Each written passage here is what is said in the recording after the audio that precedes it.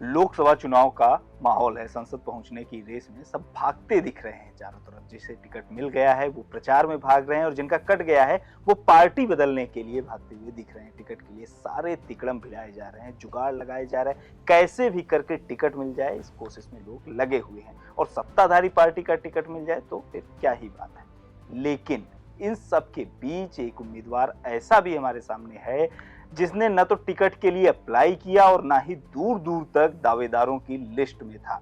दोपहर के 1:30 बजे अपने कॉलेज में बच्चों को संस्कृत पढ़ा रहा था, तभी उत्तर प्रदेश के गाजीपुर जिले के बीजेपी अध्यक्ष का फोन आता है और वो बताते हैं कि आपको गाजीपुर लोकसभा सीट से अफजाल अंसारी के खिलाफ चुनाव लड़ना है। हम बात कर रहे हैं गाजीपुर लोकसभा सीट से बीजेपी उम्मीदवार पारसनाथ राय की, जिन्हें टिकट मिला तो हर कोई चौंक गया। खुद पारसनाथ भी चौंक गए, उन्हें इसकी भनक तक न थी। सुनिए उन्होंने मीडिया से बात करते हुए क्या कहा। संघ का दायित्वपूर्ण अधिकारी था, अभी मुक्त हुआ। जब मुझे पता चला तो मैं क्लास पढ़ा रहा था, तो जब मुझे पहले बताया गया तो हमको नहीं लगा कि मैं प्रत्याशी हो गया हूँ। भारतीय जनता पार्टी हमेशा चौंकाती है, क्या आप भी चौंक गए? हम चौंके नहीं, हमको लगा कि संगठन ने कोई दूसरी जिम्मेदारी दे दी तो अब ये काम करना चाहिए। आपने टिकट मांगा था? मैं टिकट नहीं मांगा। तो आपने जो आस्था व्यक्त किया है पार्टी ने जी, आपको क्या लगता है ये जो आपको दायित्व मिला है ये क्यों मिला? हम एक साधारण स्वयंसेवक रहे हैं। संघ ने जो काम दिया है, संगठन ने हमेशा उसको पूर्ण मनोयोग से पूरा किया है। आज संगठन ने सोचा कि मैं पार्लियामेंट लड़ूं, तो अचानक सूचना मेरे पास आई, मैं तैयार हूं लड़ने के लिए। सामने जो लोग हैं उनसे कैसे? सामने कोई भी रहे, मैं तो सिपाही हूँ और सिपाही की तरह हमेशा लड़ा हूँ, आज भी वैसे ही लड़ूंगा। पारसनाथ राय शिक्षक हैं, राष्ट्रीय स्वयं सेवक संघ से जुड़े हुए हैं, कई डिग्री कॉलेज और इंटर कॉलेज चलाते हैं। उनके बेटे आशुतोष राय जरूर भारतीय जनता युवा मोर्चा के प्रदेश अध्यक्ष रह चुके हैं, लेकिन पारसनाथ राय सक्रिय राजनीति से दूर रहे हैं। पारसनाथ राय को मनोज सिन्हा का करीबी माना जाता है। कहा यह भी जाता है कि मनोज सिन्हा का चुनावी प्रबंधन पारसनाथ राय ही संभालते हैं। इसके अलावा पारसनाथ राय के स्कूल कॉलेज में होने वाले कार्यक्रमों में भी मनोज सिन्हा अक्सर आते रहे हैं। हालांकि पारसनाथ राय कभी चुनावी राजनीति में नहीं रहे, जैसा कि हमने आपको पहले भी बताया। पहली बार चुनाव लड़ेंगे, लेकिन संघ के स्वयंसेवक के तौर पर उनकी पहुंच गाजीपुर के गांव-गांव में मानी जाती है। तो ये तो हो गई पारसनाथ राय की कहानी, लेकिन एक कहानी और है इसी पार्टी और इसी सीट से लोकसभा चुनाव लड़ने की कहानी। बात है 1984 के लोकसभा चुनाव की। प्रधानमंत्री इंदिरा गांधी की हत्या के बाद लोकसभा के चुनाव हो रहे थे। बनारस हिंदू यूनिवर्सिटी यानी बीएचयू का छात्र संघ अध्यक्ष रहा नौजवान बनारस से टिकट के लिए प्रयासरत था। लोकसभा का टिकट नहीं मिला तो विधानसभा के इंतजार में बैठ गया। इसी बीच उसके गृह जिले गाजीपुर से कुछ लोग आए और गाजीपुर से चुनाव लड़ने की बात कही। तय किया कि बीएचयू के छात्र संघ अध्यक्ष को गाजीपुर से चुनाव लड़ाया जाए। नौजवान ने मना किया, कहा कि पैदा जरूर गाजीपुर में हुआ, लेकिन राजनीति तो बनारस में की है। गाजीपुर ज्यादा आना जाना नहीं रहा है। लेकिन गाजीपुर से आए जो नेता थे वो लखनऊ गए और पार्टी से नाम तय करा लिया, सिंबल भी लेकर आए। दबाव में नौजवान ने कहा कि चलो नामांकन कर देते हैं, बाद में धीरे से वापस ले लेंगे। लेकिन जब नामांकन वापसी के आखिरी दिन कचहरी पहुंचे तो एक पुराने मित्र ने ऐसी बात कह दी जो दिल पर लग गई।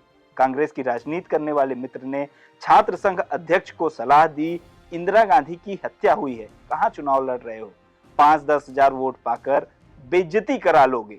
मित्र की सलाह नौजवान को दिल पर लगी। नामांकन वापसी का फैसला त्याग दिया और कहा कि अब चुनाव लड़ेंगे तो गाजीपुर से ही। इस चुनाव में बीएचयू के नौजवान छात्र संघ अध्यक्ष की हार जरूर हुई, लेकिन अगले 4 दशक की राजनीति में इस नेता का नाम गाजीपुर से नत्थी सा हो गया है। हम जिस नेता की बात कर रहे हैं उनका नाम है मनोज सिन्हा। जम्मू कश्मीर के उपराज्यपाल मनोज सिन्हा, पूर्व दूर संचार और रेल राज्य मंत्री रहे मनोज सिन्हा, गाजीपुर से 3 बार सांसद चुने गए मनोज सिन्हा। और अभी जो हमने आपको उनके गाजीपुर से चुनाव लड़ने की कहानी सुनाई वो दिल लॉलीपॉप को दिए इंटरव्यू में वो बता चुके हैं। मनोज सिन्हा गाजीपुर से 3 बार सांसद रहे, जबकि अफजाल अंसारी 2 बार सांसद बने और दोनों ही बार अफजाल अंसारी मनोज सिन्हा को हराकर सांसद बने। पहली बार 2004 में जब अफजाल अंसारी सपा के टिकट पर लोकसभा चुनाव लड़े और उन्होंने बीजेपी के मनोज सिन्हा को 2,26,000 से अधिक वोटों से हराया।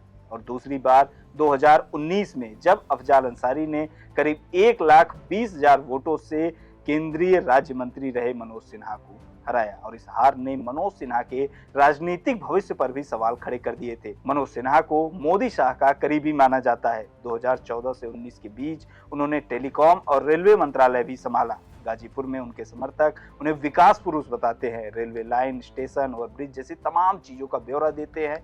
2017 में जब उत्तर प्रदेश में बीजेपी को बहुमत मिली तो मुख्यमंत्री की रेस में जो लगभग तय नाम थे, अंतिम तक उनमें मनोज सिन्हा का नाम भी सबसे मजबूत था। हालांकि अंतिम मुहर योगी आदित्यनाथ के नाम पर लगी। ऐसे में जब 2019 में मनोज सिन्हा अफजाल अंसारी से हार गए और छोटे मोटे मार्जिन से नहीं हारे बल्कि 1.25 लाख वोटों से हारे, तो उनके भविष्य पर सवाल उठने लगे थे।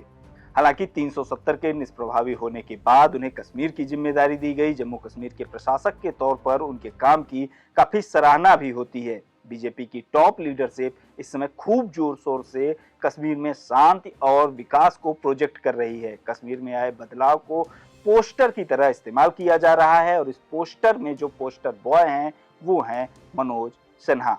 हालांकि चर्चा ये भी रहती है कि भले ही मनोज सिन्हा श्रीनगर में रहते हों, गाजीपुर पर उनकी नजर बराबर बनी हुई है। यही वजह है कि माना जा रहा था कि 2024 के लिए उनकी वापसी हो सकती है लोकसभा चुनाव के लिए, या फिर मनोज सिन्हा या उनके बेटे को यहां से चुनाव लड़ाया जा सकता है। लेकिन हाल ही में मुख्तार अंसारी की मौत के बाद समीकरण बदले और अब अंतिम मुहर लगी है पारसनाथ राय पर। पारसनाथ राय का मुकाबला अफजाल अंसारी से है और इस बार तो अफजाल के साथ सहानुभूति की लहर भी है। जैसा कि हमने बताया, हाल ही में अफजाल के छोटे भाई मुख्तार अंसारी का बांदा जेल में निधन हुआ है। अंसारी परिवार इसके लिए बीजेपी को जिम्मेदार बता रही है और जेल में जहर देने का आरोप लगा रही है। आरोप प्रत्यारोप की इस राजनीति का वोटर्स पर क्या प्रभाव पड़ेगा, ये आने वाले वक्त में पता चलेगा। आपको हमारा ये वीडियो कैसा लगा, कमेंट बॉक्स में हमें जरूर बताएं।